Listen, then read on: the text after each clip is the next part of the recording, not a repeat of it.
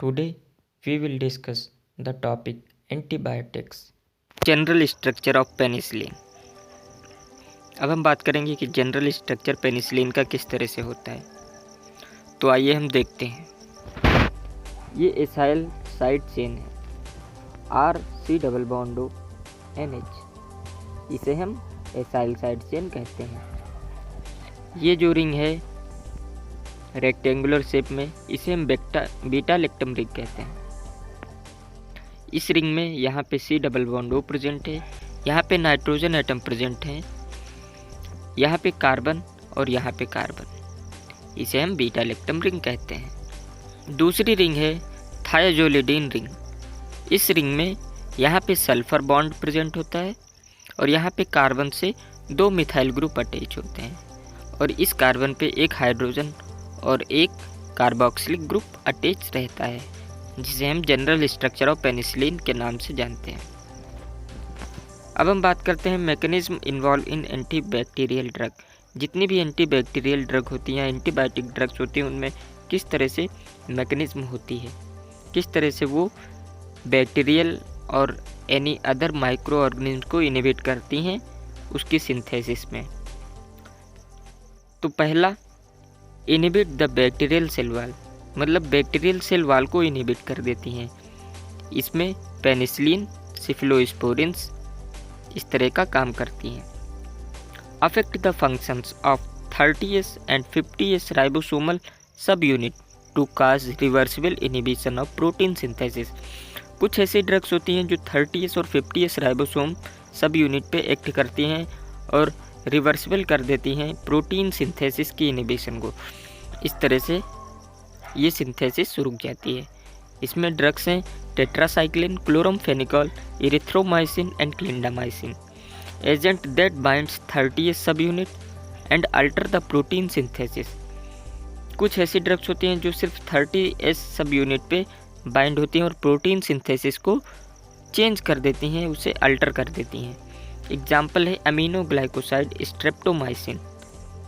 Agent that effect nucleic acid metabolism. कुछ ऐसी drugs होती हैं जो न्यूक्लिक एसिड के मेटाबॉलिज्म में इफेक्ट करती हैं। ड्रग्स हैं रिफामाइसिन। सिंगल ड्रग रिफामाइसिन इस तरह का न्यूक्लिक एसिड मेटाबॉलिज्म पे इफेक्ट दिखाती है। Classification of antibiotics. अब हम बात करेंगे किस तरह से एंटीबायोटिक ड्रग्स को क्लासिफाई किया गया है। First, based on their chemical structure. Chemical structure के बेसिस पे इस तरह से क्लासिफिकेशन किया गया है। पहला है beta lactam antibiotics. Example penicillin, cephalosporin, carbapenems. Second, aminoglycosides. Example streptomycin, gentamicin and neomycin. Third, macrolides. Example erythromycin, roxithromycin. Fourth, tetracyclines. Example oxytetracycline, doxycycline. Fifth, nitrobenzene. Example chloramphenicol. Six, miscellaneous. Example rifampicin, lincomycin, vancomycin.